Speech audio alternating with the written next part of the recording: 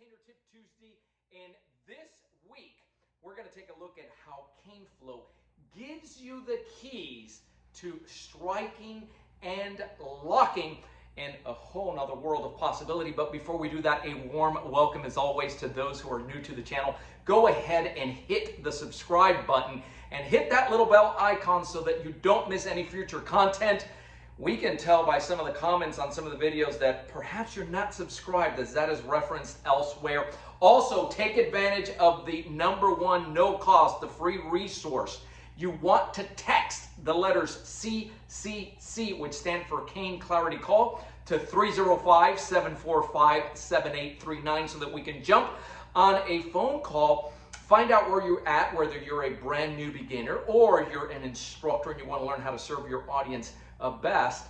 Go ahead and do that so that you can walk out of that conversation crystal clear on what to do first, second, and third, and it's going to save you time, funds, and frustration. So what are we talking about when we're discussing CaneFlow and movement here? Well, there's several things to take a look at, and that is that these movements that you do in solo training hold the key to combative application. I'll show you what I mean, but in order to understand where this comes from, you have to dial back. Right, about 3 decades ago when this whole thing started, and from the onset with American Cane Self-Defense, you couldn't just come to the cane and say, hey, I want to sign up for lessons here at the headquarters, but I only want to learn the cane. The cane always came with the empty hand translations, if you will, right? Because I wouldn't have it any other way. We believe that the training was incomplete. Many years later, out of necessity and just the demand, hey, I need self-defense now. The tool creates leverage. I need to know how to use this now.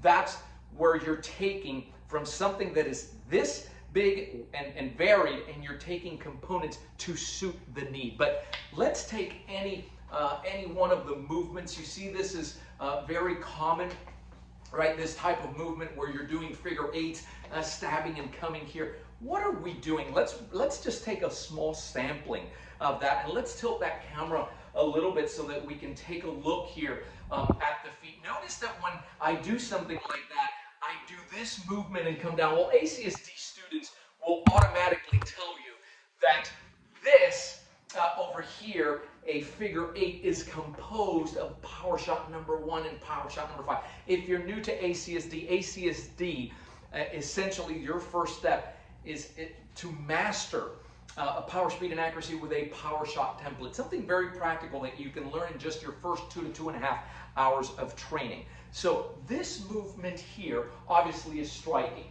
If you were to take, we're going to use Cane or Bob here, and I'm going to go ahead and remove the cane tip because it flies off. But a power shot, right, whether it be to the clavicle, whether it be to a limb, right, this is what you're looking at, and it's very what we refer to as tight in the guard zone. I'll explain why we do that. So it's clear what we're doing in terms of strike, right? We have, if I may, any incoming strike, anything that's coming in, this serves as your offensive and defensive at the same time. It's offensive, it is defensive. You couple that with strong verbal, assertive verbals. Back off, get away. Yeah, that's what we're looking for. But what does it also teach you? How does it tie into everything else? So that if we're here, you see this initial movement where you're stepping off to the side and coming in here. Well, if we do this from a stationary, tilt a little bit so that you can see what's going on here. You see that this cane comes out, and the first important thing, tilt some more, don't move anymore. Yeah, it shows you to get out of the way. And we're so into that. That is so important because we don't want you to have to sit there and block anything. So it shows you to move out of the way. It shows you to strike simultaneously. And that figure eight, leave it for a second, if I do this movement, right, that figure eight in and of itself locks up the wrist 2 ways. If I wanted to lock from here, I can use the cane and leverage that. You see how it throws off for biomechanics. I can loop over and strike on the way out. So we say the CaneFlow locks and delivers the blow, right, or the strike simultaneously. Same thing happens with if you have this type of movement. For instance, you look at it to the outside, you'll see something that goes like this off on the other side. Well, it happens so quick, you can't really tell here what's going on. The same thing, imagine now this grab, and again, if you're looking at this and you're a martial artist or even tactical and you're saying, well, gosh, I don't know that you would be attacked like that, or you're missing the point of the principles and what the principles teach, right? From here, getting out of the way, creating distance out at an angle, striking at the same time, catching anything that might be coming in.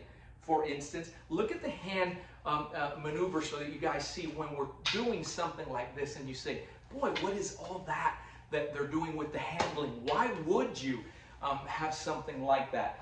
You'll see it here when there's a strike. You catch in the event something's coming through, but anything moving from there, get your hand out. She can't get her hand out. It's caught in there, and the more she pulls, the more effective it becomes. This opens up the ribs so that you can go ahead and stab. This movement coming over is a checking mechanism, and anything coming in, right here you have your windshield wiper. And of course I'm going super slow with this. Same thing teaches you, if I'm in a reverse grip, how to move out of there. You see this type of handling. You say, well, what exactly is that? Well, if you tilt down there a little bit again, listen, I don't want any trouble. You happen to have been in a reverse grip. Well, there's the initial strike to the shin, and then coming over on that limb, right? Or coming down on the clavicle. It's not always, does the threat warrant headshots? Not always does it warrant headshots. So that's when you're striking. Well, does it also teach the same component? Tilt down on a reverse grip, you're coming over. Boy, what if we had to lock from here? Hey, that's my ACB 32. That's the palm rest. If I just bring that over, there it is, come over, it finishes, and you're striking. Remember, it's an impact tool. It seeks bone. And we can go on and on with this. You know, all the movements have it. The striking with the locking, striking over the head, creating that distance. Now, don't miss this. Everything that we just did can be done empty hand as well, right? So if I'm being grabbed here, why do we say to keep your handling tight? If we see them out here, the coaches are so picky about this. You're doing anything out here, any handling, the coaches say, hey, can you bring that tighter and make it closer in the guard zone? This is how the principles apply. When you do this, the locking, notice it immediately starts throwing her off. She's going to throw a strike in here. She's locked already. Why? It's locked to the center. Don't move. This would be outside my guard zone. Grab. Not as effective when I'm out here. And you'll see this. You see this out there because we don't understand these principles. You go to lock out here. It's so far away from your center. It's outside that guard zone. Whereas a simple turning and facing, this is more like this, right? Because it doesn't happen out here. Now you start getting a glimpse and an understanding of why. If you're practicing these things at home, and we like the bob versus, we like this bag simply because it has the legs and it has the grips. He's not going to be able to grab per se, but you can do the movements here.